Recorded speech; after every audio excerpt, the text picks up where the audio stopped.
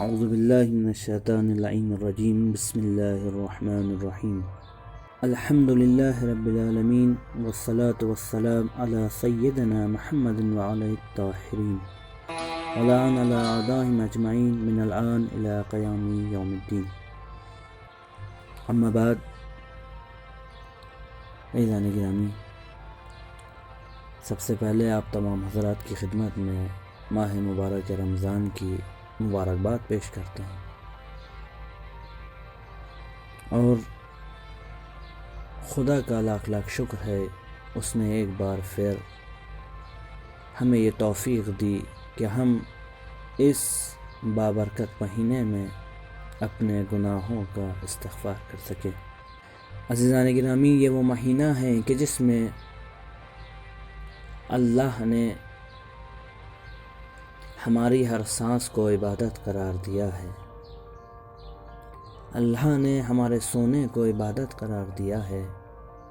یہ وہ مہینہ ہے کہ جو بابرکت مہینہ ہے کہ جس کا انتظار معصومین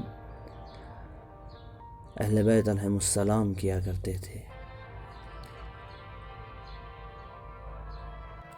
عزیزان گرامی، یہ وہ مہینہ ہے کہ جس میں جو لوگ اس دنیا سے جا چکے ہیں، روایت میں ہیں، وہ لوگ حسرت بھر رہے ہوں گے، کاش ہم زندہ ہوتے اور اس مہینے سے استفادہ کرتے. عزیزان گرامی، آج ہمارے معاشرے میں 4 طرح کے گروہ پائے جاتے ہیں. پہلا گروہ وہ ہے کہ جو ماہ مبارک رمضان کے آنے پر خوشحال ہوتا ہے. یہ وہی گروہ ہے کہ جو خوشحال ہوتا ہے اور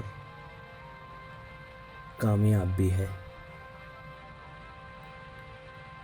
عزیزان گرامی، جب رمضان میں رمضان کا چاند فلک پر نظر آتا تو رسول خدا کے چہرے کا رنگ زرد ہو جاتا تھا.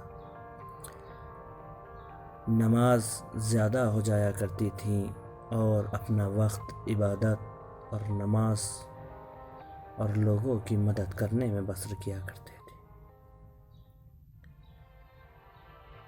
امام سجاد دعا استقبال ماہ مبارک رمضان کی تلاوت کیا کرتے تھے. ائمہ معصومین اس مہینے میں لوگوں کی مدد کیا کرتے تھے اور خدا سے راز و نیاز کیا کرتے تھے. امام خمینی کے بارے میں ملتا ہے کہ امام خمینی اشعار کو لکھا کرتے تھے، لیکن جیسے ہی ماہ مبارک رمضان کا چاند نظر آتا وہ اشعار لکھنا بند کر دیا کرتے تھے اور جو سیاسی لوگوں سے ان کی ملاقات ہوا کرتی تھی اس کو ختم کر دیا کرتے تھے. اس ماہ مبارک رمضان میں زیادہ سے زیادہ وقت وہ خدا سے راز و ریاض میں بسر کیا کرتے تھے. ایسے ہی علامہ طباطبائی کے بارے میں ہے کہ علامہ طباطبائی اس مہینے میں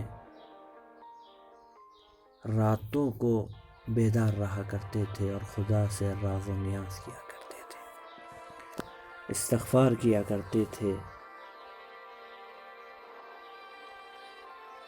عزیزان گرامی، یہ وہی گروہ ہے کہ جو کامیاب ہے. دوسرا گروہ وہ ہے کہ جن کی نگاہ میں سارے ماہ سارے مہینے ایک جیسے ہیں، کہ جن کو کوئی فرق نہیں پڑتا کہ رمضان آئے، شعبان گزرے یا اور دوسرے مہینے آئیں اور گزر جائیں، ان کو کوئی فرق نہیں پڑتا. نہ یہ خوشحال ہوتے ہیں نہ یہ غمگین ہوتے ہیں. روزے تو رکھتے ہیں، نمازیں تو پڑھتے ہیں، لیکن یہ لوگ ماہ رمضان کے آنے پر خوشحال نہیں ہوتے، ماہ مبارک رمضان کا استقبال نہیں کرتے.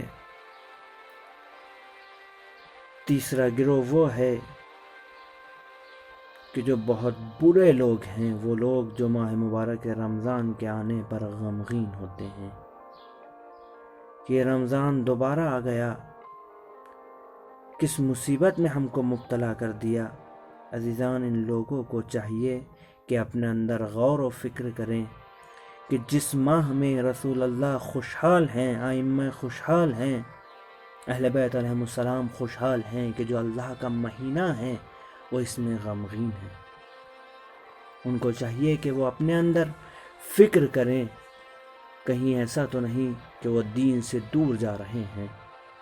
چوتھا گروہ وہ گروہ ہے کہ جو بدترین گروہ ہے، کہ روایات میں اس گروہ کے اوپر لعنت کی گئی ہے کہ جو ماہ مبارک رمضان کی توہین کرتے ہیں یا اس کو ہلکا سمجھتے ہیں، یعنی باہر جاتے ہیں تو لوگوں کے سامنے کھاتے ہیں پیتے ہیں، ماہ مبارک رمضان کی کوئی اہمیت نہیں رکھتے۔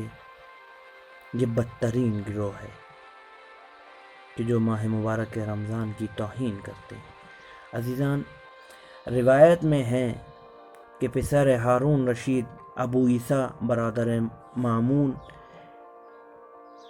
کہ جو بد کردار تھا، مغرب کا وقت تھا کہ اس کو صدا سنائی دی تو اس نے لوگوں سے پوچھا کیا بات ہے؟ لوگوں نے کہا ہلال ماہ مبارک رمضان فلک پہ نظر آ گیا ہے، چاہتے ہیں کہ اعلان کریں کہ چاند نظر آ گیا ہے۔ عزیزان گرامی، یہ استراحت کر رہا تھا، بلند ہوتا ہے اور کہتا ہے کہ اگر میرے ہاتھ میں قدرت ہوتی، میرے ہاتھ میں پاور ہوتی تو اس ماہ کو ختم کر دیتا، یعنی اگر ہم اپنی زبان میں کہیں تو اس ماہ کو کیلنڈر سے ہٹا دیتا اور کسی کو اجازت نہیں دیتا کہ وہ روزہ رکھیں، اور کہتا ہے کہ اگر میں زندہ رہا تو یہ آخری رمضان ہوگا کہ ان لوگوں کے لیے آخری رمضان ہوگا۔ عزیزان گرامی، ماہ رمضان کی توہین کی، ماہ خدا کی توہین کی تو ماہ رمضان کے بعد ایک شدید بیماری میں مبتلا ہو گیا اور ماہ مبارک رمضان سے پہلے، یعنی آنے والے ماہ مبارک رمضان سے پہلے اس دنیا سے چلا گیا۔ یعنی چاہتا تھا کہ رمضان کو پاک کر دے، خود اس دنیا سے پاک ہو گیا۔ تو عزیزان گرامی، ہماری ذمہ داری یہ ہے کہ ہم اس گروہ میں شامل ہو جائیں کہ جو معصومین کا گروہ ہے، جو اہل بیت علیہ السلام کا گروہ ہے، یعنی وہ گروہ کہ جو ماہ رمضان کے آنے پر خوشحال ہوتا ہے اور اپنا پورا وقت جو ہے راز و نیاز میں اور خدا کی بارگاہ میں صرف کرتا ہے۔